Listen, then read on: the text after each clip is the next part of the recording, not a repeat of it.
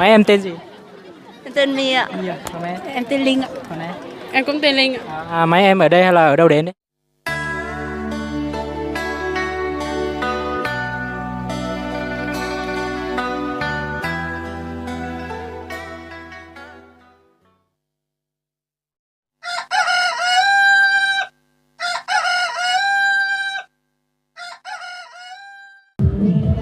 Nhớ rằng với chồng nè chỉ cái tên cha thế chồng phong yêu chết chồng yêu nó xử lý bộ tao của hệ thống này lúc xưa nó cũng tốt hơn nữa đó xử lý bỏ tao nó giờ lúc trước biết giao lọt sẽ chấp nhận nhớ rồi sập bàn nó giờ lúc xưa nhớ tao tao nó chỉ ít nó cũng cho biết số lần số tuổi là một sai là chỉ một sai lồng gò mua nhá la thế một sai nè chỉ cái tên cha là ô lúc kia là gì nhưng nó cho chồng chia biết cho chồng nó giờ ok nhớ rằng à giờ thằng nó nên biết tiếp vào tao nó nên biết sẽ cha đấy chỉ sao tao mua à? Sao nó nên biết thế? Siêu chết sao nó nên biết thế phải tao? Tổ. Bọn em làm video chơi thôi. Nhưng nó hỏi tên thôi. Em tên gì nhỉ? Em tên là Nhi. Em ở đâu đến? Em là người Tả Văn, em là dân tộc Dao. Dân tộc Dao à? Vâng. Năm nay em bao nhiêu tuổi nhỉ? Em 2K4. Em 2K4. 2K4 á? Vâng. 2K4 anh chả hiểu nhỉ? Có nghĩa là năm nay em 15 tuổi rồi. 15 tuổi à? Dạ vâng. Hiện tại là em đang học lớp mấy à? Hiện tại em đang học lớp 9. Lớp 9 à? Ok. Em có người yêu chưa? Theo cái này thì em còn đang học nên em chưa. Chưa. Vâng. Ok. Cảm ơn nhiều nhá. Vâng. Cảm ơn. Hiện tại nó tới phỏng vấn với nó mới biết bộ tao. Ok. Đâu nhỉ? Thằng nó mình biết bộ tao. Chưa trả là. Mình biết bộ tao à? Nông biết chưa trả là biết video xí thế nào. Mình nhớ không thì tôi thấy nên biết trả. Bây giờ sắp nó sẽ à? Sắp bán nó cho lúc rồi từ à? Nhớ lúc rồi sẽ trong trại. Nhớ rồi trong trại à? Siêu nó một chiếc siêu là. Mình có biết không? Một biết siêu là. Ok, con ấy, con biết chào.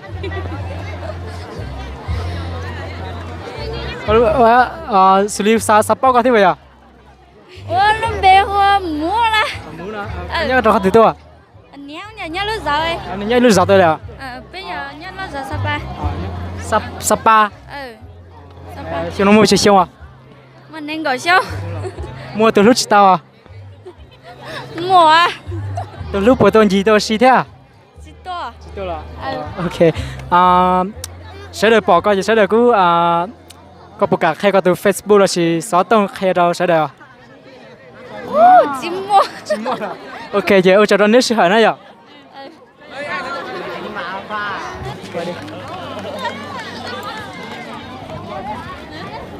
Nhớ rồi nhở, thằng nông mình biết tao. Chúng nó chỉ ở video xí thế nào? Kiểu em ơi, cho em hỏi tên được không ạ? Tên không có cái gì đâu, em làm video chơi thôi. Mấy em tên gì? em tên My ạ. Còn em? Em tên Linh ạ. Còn em? em cũng tên Linh ạ. Mấy em ở đây hay là ở đâu đến đấy? Ở đây ạ. Đây à? Vâng. Còn em? Thì Hả? cũng ở đây ạ. Ở đây. Vâng. Em ở bên Bản Phùng cũng gần đây ạ. Mấy em là dân tộc gì nhỉ? Dao ạ. Dân tộc Dao à? Vâng ạ. Dao. Đã có người yêu chưa? Dạ chưa. Chưa. Vâng. Tết năm nay có muốn dự định là sẽ kiếm được 10 anh chàng đây đi không? Muốn lắm nhưng mà làm gì kiếm được đâu ạ. Nhưng mà người ta Không có ai yêu ấy chứ. cái người mình thích người ta có người yêu hết rồi. Nhưng mà ở đây rất là nhiều trai đẹp ấy. Nhưng mà không phải là của mình. Mà em có Facebook không nhỉ? Dạ có ạ. Tên như nào? Của em là Xin Anh Đừng Đi ạ. Còn em? Em là Ốc Này ạ. Của em là Triệu Linh Sinh ạ. Vâng, em cảm ơn nhé. Dạ vâng. Rất vui được với các chị.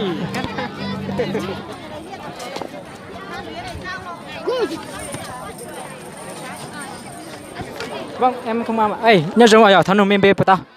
Có lúc bê chả. Chúng nó chưa biết ở video xí thế này à? Chúng chỉ biết video xí thế à? Có lúc bê chả. Thế lúc bê chú chả. Cứ hồn xin à. Xí đó, con ấy. Không nữa. Giống là có đi chả. Cứ chán rồi. Can rồi. Nè giờ xảy món đó xí à? Mong rằng Món rang, con ấy. Đi làm môi trà. Món rang. Nè nhớ cho lúc giờ thì tôi à? là chạy sang. Là chạy sang rồi, ok. Nên mua tủ lúc thêm một tí tàu à? Chị tao mua à? Cái này? Mua. Nên bố mua Facebook tiền tài thế à? Mua á.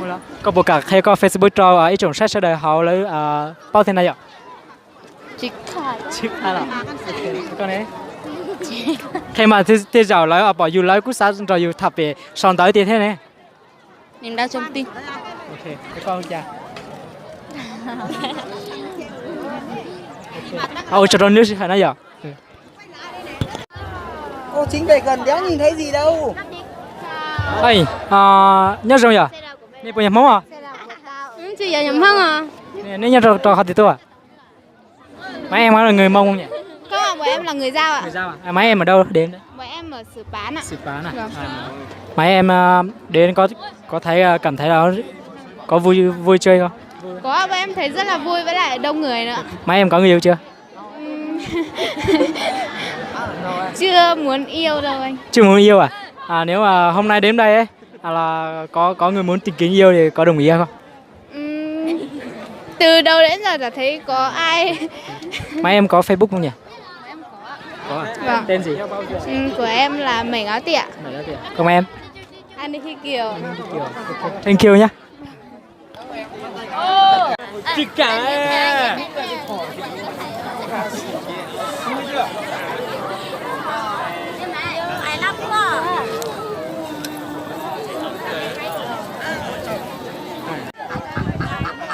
Nó bên phụ cái bao cò, cả bố chỉ bao cò lại. Nhớ râu nữa giờ. Nên bêu, có bêu chả? Cô Bill Khánh rồi. Sánh nó chi à? Sánh lâu. Sánh lâu rồi. Ok. Con đấy. Máy đó. Máy rồi, sánh lâu thế bây giờ. Ok. Một chó nè. Nó chưa cha.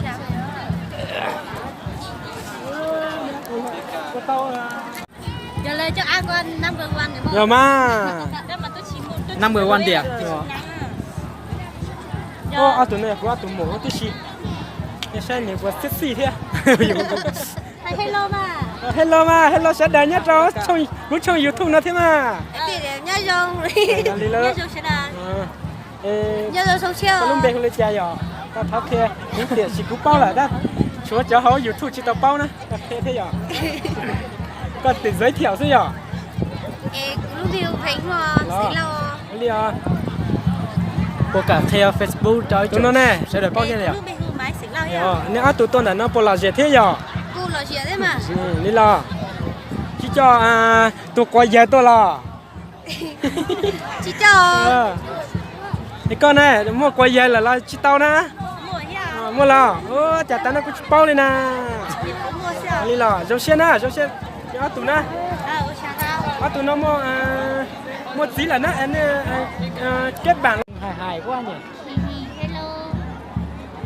Có tụi mổ bây giờ. Em của chúng à? Hay là người yêu của chúng ấy? Chắc là người yêu. Người yêu à?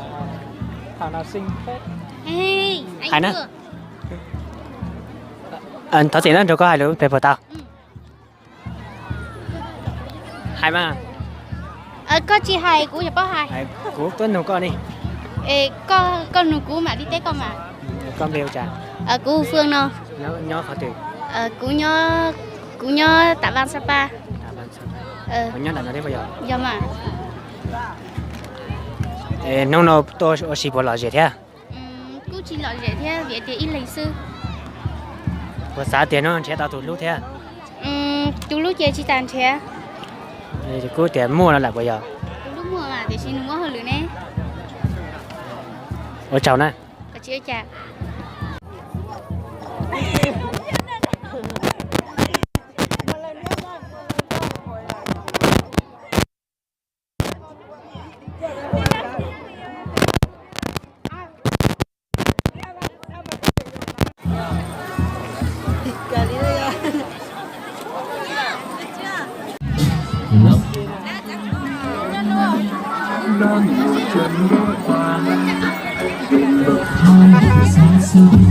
Ai nhớ rồi, thân nó có lúc bèo nhà. Xảy ra chi à? Xảy giang là. Dạ rồi. Nhất nó lúc rồi thì tôi nè. Nhất thì sao có gì cả. Sao có gì rồi à? Một chờ nữa.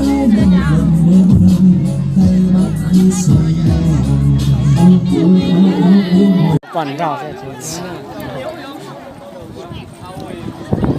thằng nào này ít ba nhớ tận trong con này giờ không có thích gì vậy à tàu phù thế à lão sao tiếng bạc phù thế đó của tàu phù thế à tàu cá Con xin chọn á. sau này không có hai chục bên nông nữa này cái anh có rong rong thêm cái tàu rong à suốt rong này phải cái chủ kho rồi ôi con lúc bèo chả chim bông bê rồi Con lùn nè. cẩn ta cái sao cái sao lên đây Có ai đi đây?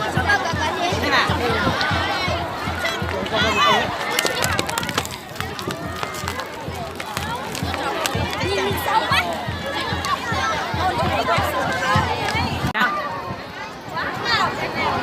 như chung à cháu lúng cao nữa nó yeah con number one là cái nào ôm như cái